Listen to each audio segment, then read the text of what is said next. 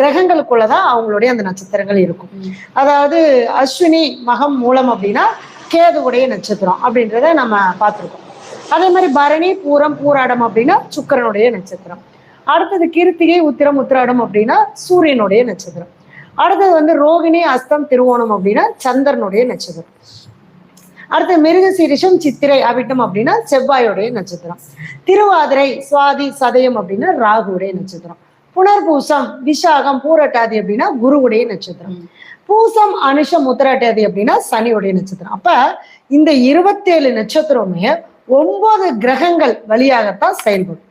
அப்ப அதுதான் அவங்களுடைய இது. அப்ப அந்த ஒவ்வொருத்தரும் ஒவ்வொரு நட்சத்திரத்துல பிறந்திருக்காங்கன்னா அந்த காமனா இப்போ நீங்க வந்து பரணியில பிறந்திருந்தீங்க, நானும் பரணியில பிறந்திருக்கேன்னா உங்களுக்கும் ஒரே மாதிரி எனக்கும் ஒரே மாதிரி நடக்குமானா நடக்காது. நட்சத்திரம் பிறந்தது என்னமோ பரணி தான், ஒண்ணுதான். ஆனா அந்த பாதம்